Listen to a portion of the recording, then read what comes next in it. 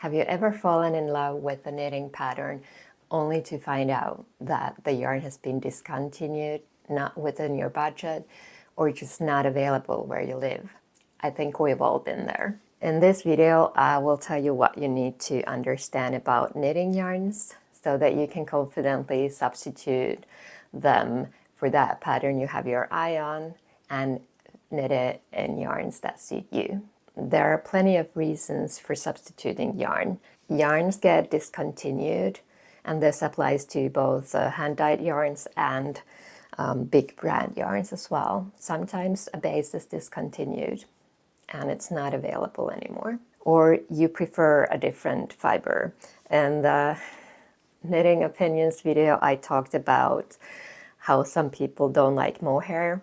It's possible to knit without that, or just wherever you feel that you prefer a different kind of fiber than what is suggested in the pattern. One reason is you want to knit from your stash and not go out and buy something new. And another thing might be the price point of the yarn. Maybe you just want something that's less expensive. And while our modern world is very global with the internet, pretty much all the yarns are available to us, but sometimes it's a question about shipping as well. The yarn that the pattern calls for might not be available in your area or in your country, and custom charges and shipping charges just make it pretty much impossible for you to get it. Plus, you might just want it now and not in a month or two. These are some of the reasons that people will want to substitute yarns, and I think all of them have at some point applied to me as well. Yarn substitution might sound scary, but it doesn't need to be. There are just few key things that you need to be aware of and keep in mind when looking for that replacing yarn. First thing, the yarn weight.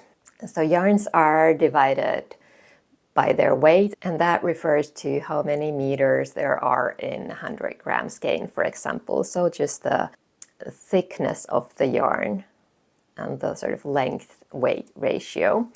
So the skinniest yarn is lace weight yarn, and a good example of lace weight yarn is mohair. Of course, there are non-mohair lace weight yarns, but that's just what I have in front of me. Then we've got light fingering weight yarn, still very thin. Fingering weight yarn, DK weight yarn, sport weight yarn, DK weight yarn, worsted weight yarn, Aran weight yarn, bulky yarn, and super bulky yarn. Those are the normal categories for yarns.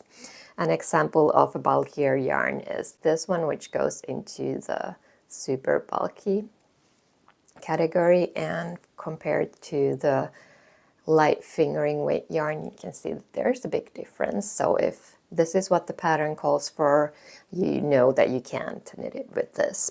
And if you don't, usually the patterns do state that this yarn used or this amount of sport weight yarn or this amount of worsted weight yarn. So the patterns usually state the yarn weight. If they don't, just look at how many meters are in the recommended yarn per 100 grams. That's the easiest. So if you've got a 50-gram ball like this one, just double that until you get to 100 grams, because that's 100-gram skeins are the most common kinds. So those are the easiest to compare then if you know those weights, meters or yards for that weight. And look for yarns that have similar yardage. Then they usually are of similar weight as well. There are exceptions for this, of course, but that's the general rule of thumb. The next thing to pay attention to is fiber content. Different fibers have different characteristics. So, for example, this one is a wool-cotton mix, 50% wool, 50% cotton, and it's coarser and it's also just being unruly right now, but it doesn't really have that much of drape to it, so it's very robust. And then if we take something like this one single ply merino yarn, where you can just see that it kind of flows a lot better than the cotton yarn. It also feels a lot smoother. Let's assume you're wanting to knit a sweater. If you want your sweater to look as much like the sample sweater as possible, look for yarns that have similar fiber content. So if it's 100% wool, look for yarns that are 100% wool. If it says superwash merino, use a superwash merino. If it says non-superwash specifically, look for non-superwash. Those all affect how the yarn behaves on and off the needles. If the sample is worked in cotton yarn, use a cotton yarn for a similar effect. You can mix the different fiber types. Vegan knitters often substitute with plant fibers for wool fibers. They do differ slightly, cotton yarns being a bit heavier, so the meterage might be different than in the wool skein. But look for the weight of the yarn then. Just being aware of different qualities of different fibers and seeing if that is something you would like in your finished sweater. If you want better drape, then look for fibers that have silk added in them. If you want more structure, then go for non-superwash or cotton enhanced yarns, just as examples. If you're new to substituting, it's always easier to go with a similar fiber type. And if you're really unsure about this, of course, you can ask your local yarn store for help in the beginning, but just experiment as well. If you've got different skeins like I have right now laid out here on the table, you can just do swatches with them. Take one evening and knit sample swatches from different yarn types, block them and see how differently they behave and kind of learn from that. Well, then there's of course the sort of single ply and multiple ply options as well.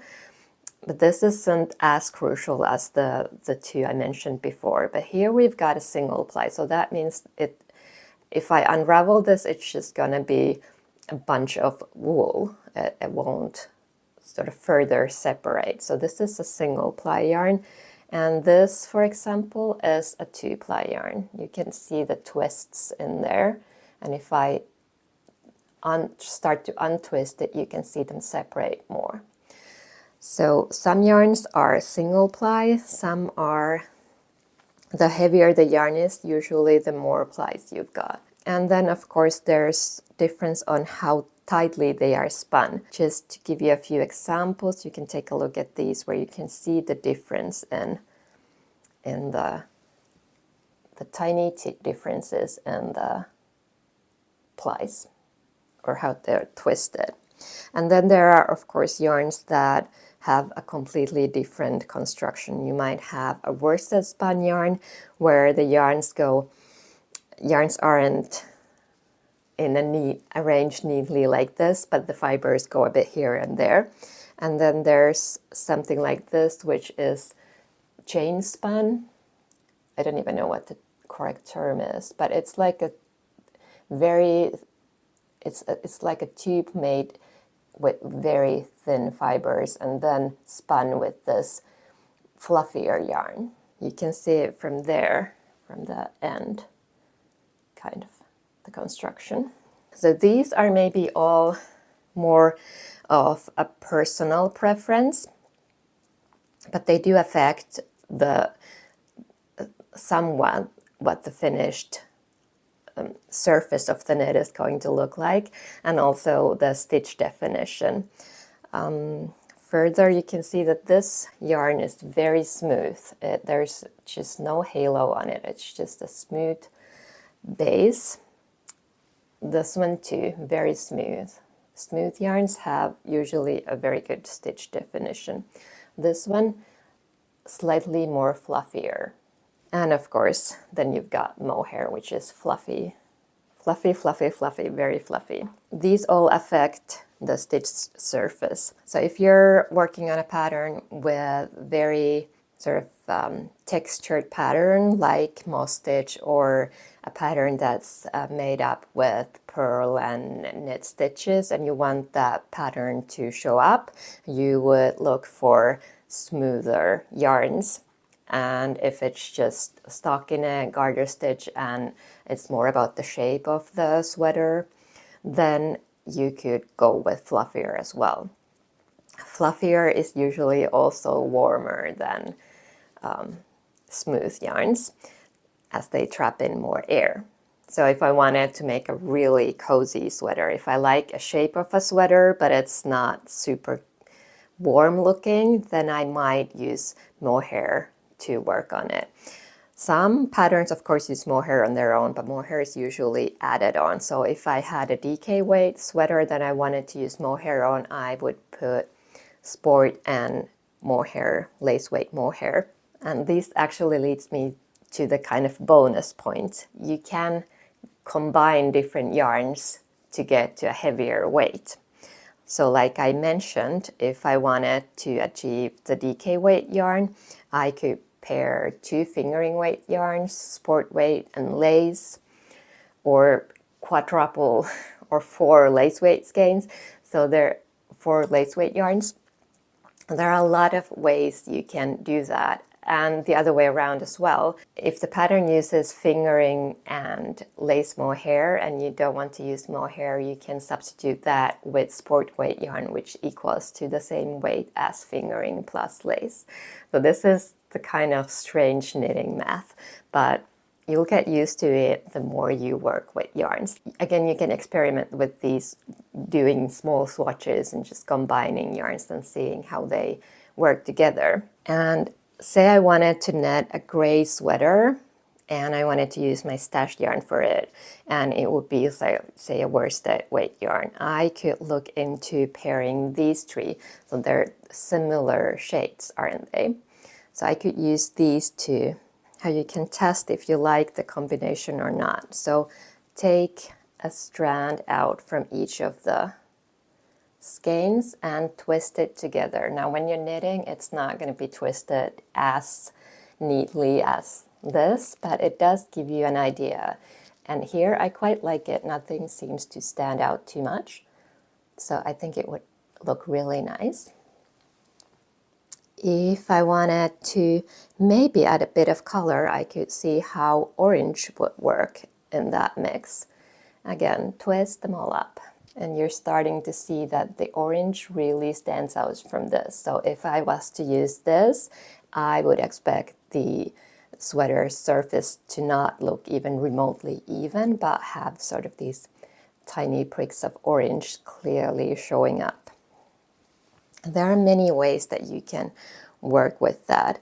Now, the mohair is a great way to blend yarn. So if this is what you're doing, you're combining different yarns to work a heavier weight sweater, and you kind of don't want it to be that obvious, mix in a bit of mohair, because the fuzziness and the halo of mohair does sort of tone it down. Okay, so the orange is still pretty visible since it is so different from the other colors. It really contrasts with them, but you can also see that the mohair, it does a little bit blend in. Whoops, okay. When you're substituting yarns, swatching is essential. I know many knitters don't like swatching. If you're knitting a sweater, it's recommended anyway, but when substituting with yarns, it's especially important. Now, you're looking, when you're swatching, you're looking to find a needle size where you can get gauge. And that might differ from the designer's handwriting anyway. And your knitting style, handwriting, your unique knitting gauge style might differ anyway from the designers. So it's important to gauge to get the correct measurements that you're after. But when you're substituting yarns, you not only want to make sure that you get the correct gauge, but also that the correct gauge gives you the fabric that you want. See, this thin yarn, I could knit this with very thick needles and get gauged for a worsted weight sweater, for example, but I would not like the fabric that it creates. It would not make for a pretty sweater, at least if I'm looking at neatly, thickly knit worsted weight sweater, then mine would not look anything like it.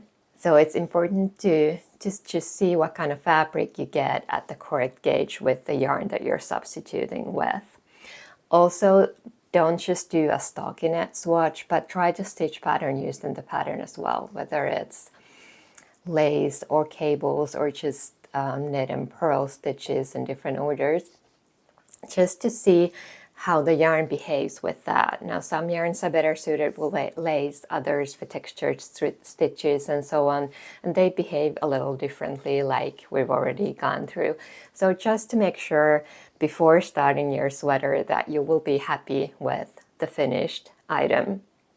Now, keep in mind, your sweater does not need to look exactly like the designer's version of the sweater, but what matters is that you're happy with it. So don't compare it to the designers, but to your needs and your preferences visually. And when substituting yarns, always buy skeins based on the yardage. So if the basic sample sweater is knitted with a yarn that has 200 meters per 100 grams, and in your size that would be 5 skeins, so 1,000 meters or 1,000 yards. Which one did I use? Let's say yards. So 200 meters per 100 grams, and your size uses 5 skeins of the sample yarn and 1,000 meters. Now, the yarn that you're substituting with only has 190 meters per 100 gram, meaning you would need 6 skeins to get the same amount of yarn, yardage-wise. So just be sure, otherwise you might end up buying an extra skein or just 1.5 sleeves because you ran out of yarn. So pay attention to the yardage or the meterage of the yarn when substituting and count from there. Easy ways to get started. Look the pattern up on Ravelry, the one you want to knit. Look it up on Ravelry and go to the Yarn Ideas tab. In there you can see what other knitters have substituted with, what other yarns the pattern has been knit with. If you're even more curious, you can click on the projects for that yarn and just see how it looks, the finished item, how it looks. And other way is to find the yarn that the pattern calls for in Ravelry, see the weight and the fiber content there if it's not mentioned in the pattern, and just look for yarns that are similar to that from Ravelry, and then call out which ones are available in your area and which ones aren't. If you need to substitute with yarns that you're ordering online, or if you want to order your yarn online, then a further idea, if you're feeling unsure, is to look at what kind of projects people have worked on with that yarn. Again, you can use Ravelry or use the yarn as hashtag on Instagram and search from there. See what kind of, like if your sweater has cables, look for any cabled projects worked with that yarn and see if you like how they look or not, or if you think something else might actually be better. And as I already said, experimenting with your stash is a great idea. Just swatch, try, experiment, have fun with it.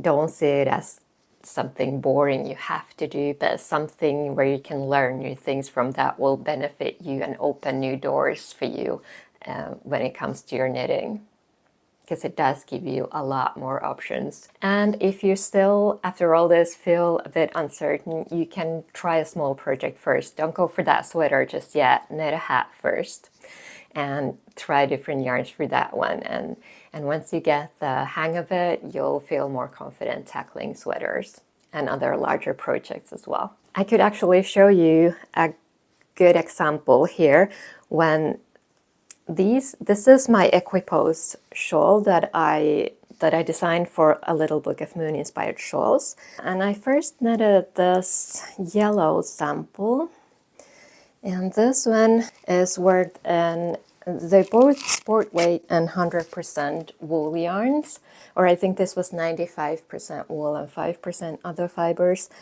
But this is sort of stickier, not as silky smooth as this one. This is non-superwash, or actually this is recycled wool, so it might have some superwash in it, but it has that feeling of non-superwash wool. And this one is just very smooth superwash merino.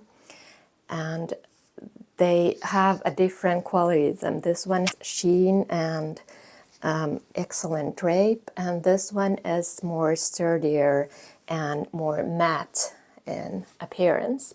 Within sort of the same fiber and same yarn weight category, you can have different type of fibers. And I'm not sharing this to confuse you or make you more uncertain, but just to share you just how amazing and varied different yarns can be. And if you know how to substitute yarns, there are so many things that you can do with this and the ways you can play with the different yarn qualities. If you've got any more questions about substituting yarns, let me know.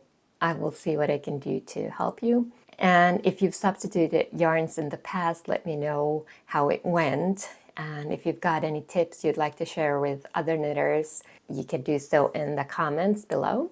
And do remember to like and subscribe if you found this useful, so that other knitters can find this video and my channel as well, and that I know to keep on sharing my tips with you. Thank you so much for hanging out with me. I will see you soon again.